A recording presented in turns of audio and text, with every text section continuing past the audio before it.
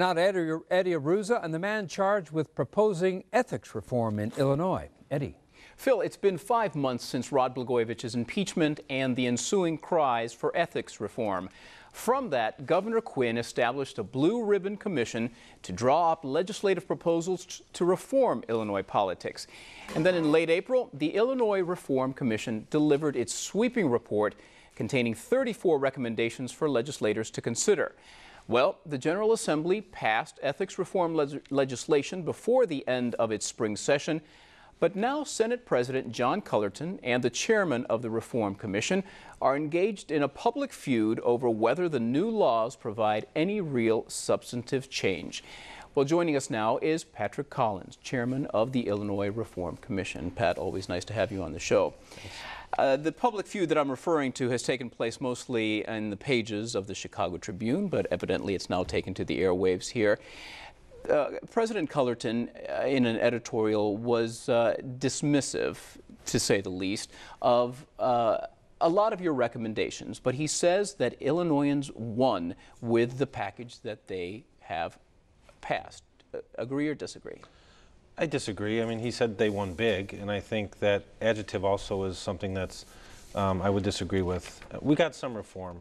We got some basic reform in procurement. We got some basic reform in transparency issues, and we got some basic reform in what I would call patronage areas.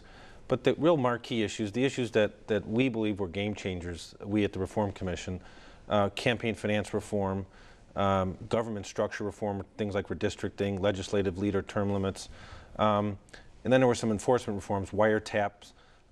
We didn't get those reforms in a meaningful way.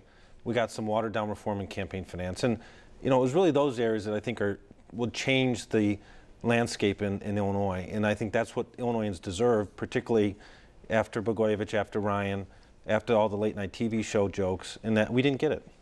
You knew from the beginning, when you filed the report, you said that there was going to be some resistance to this, especially, you said, among the legislative leaders. Did you think that it would go this way? Did you think that they totally ignored most of your recommendations, or did you expect it to turn out like this? Again, my sort of cynical side said this was a real uphill climb. My optimistic side thought this was a real opportunity to seize the moment. And Senate President Cullerton, I give him some credit. He did give us a vehicle to go into the legislature with our ideas. So I give him credit in that regard. But once we engaged the system, it was frustrating. It was frustrating because a lot of stuff is done behind closed doors. This campaign finance bill came out at 3 in the morning, and we were sort of told, are you for it or against it? And we need to know now. We proposed 9 enforcement reforms. We went 0 for 9 there, and even as a Cubs hitter, that's not a good average. Let's start with that one. Let's get into some specifics. The law enforcement monitoring that you've proposed in this, President Cullerton compared at least the major element of it to the Bush-Cheney wiretap issue, warrantless wiretaps. That you will be going after politicians in a sneaky way to try to find corruption. Was that true? No, and he didn't read our bill, because calling it warrantless wiretaps, which is what he did in his editorial, is just not true. We have a wiretap statute in Illinois. If you are investigating guns or drugs, you can go to a judge and get approval for a wiretap. If you are investigating public corruption, Rod Blagojevich, if the state prosecutor wanted to investigate the crimes that had played out in December, you could not go to a judge and get pre-approval to investigate corruption, because the Illinois statute, wiretap statute, doesn't allow for bribery or extortion to go before a judge. So it's fundamentally wrong for him to say we were proposing warrantless wiretaps. We were proposing judge-approved wiretaps. We have a statute. All we were saying is extend it to serious public corruption offenses. The legislature, the committee that Senator Cullerton sent us to, said no.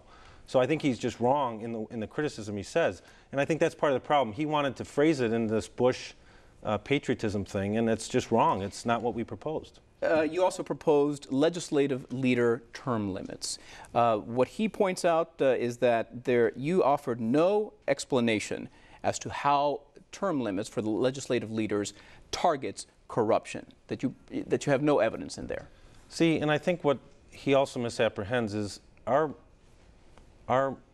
efforts were not gauged at just corruption. It was ethics.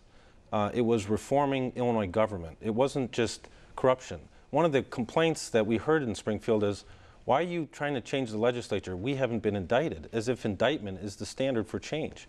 Our view was, we need to have the best system in government.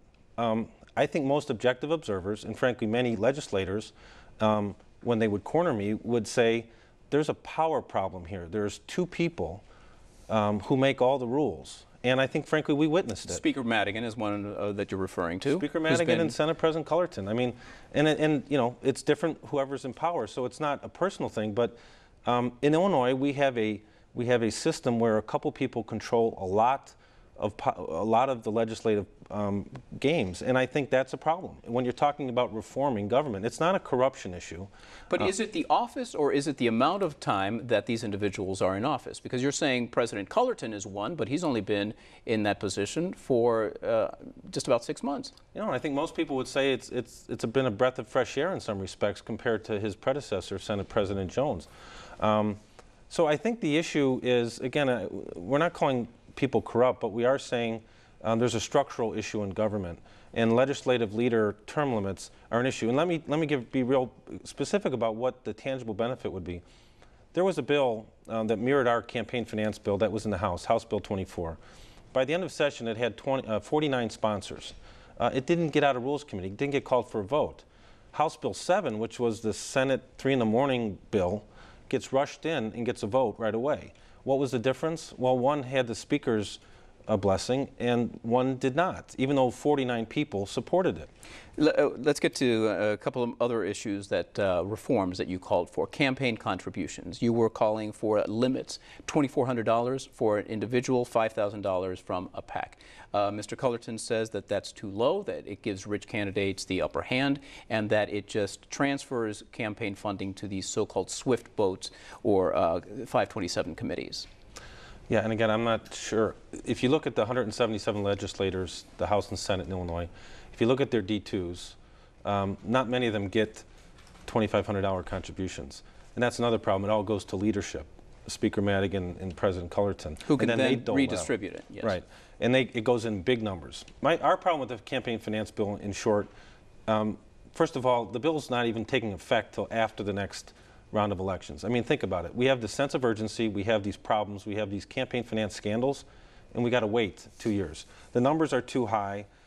There's no restrictions on these leadership PACs who give out their money in in-kind contributions. I mean, it's flawed in a fundamental way. Quickly, redistricting was also a big issue. President Cullerton said that they had scheduled hearings for this summer on the issue of redistricting, that there are new guidelines that have come from the United States Supreme Court, that there was no rush to reform redistricting and the politics behind it.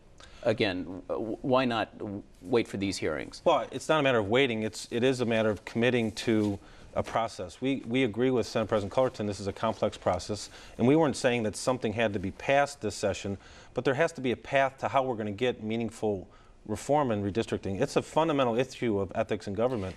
Your committee has disbanded now, right? I'm retired. You're retired, at least from that committee. So what happens now? You've submitted your proposals. You didn't really get much of what you wanted. Where do you see ethics reform going in Illinois?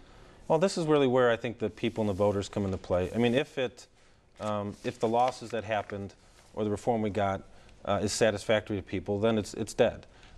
We treated the world like it was going to end on May 31st because that was when our term expired. But truly, the world didn't end. There is going to be all sorts of efforts, starting with right now, while they're in there's no reason they couldn't pass some additional legislative ethics reform now. There's the veto session in November. But it has to come from the voters, from the people. It has to come. There has to be outside pressure. I was told by one of the Senate leaders that, you know, you guys are agitators, and that's what it's going to take to change the system. And I don't like being called an agitator, but it does take outside pressure to change the system. Pat Collins, always nice to have you on here. Thank you very much. Thanks, Eddie. Chicago Tonight will continue in a moment, so please stay with us. Culture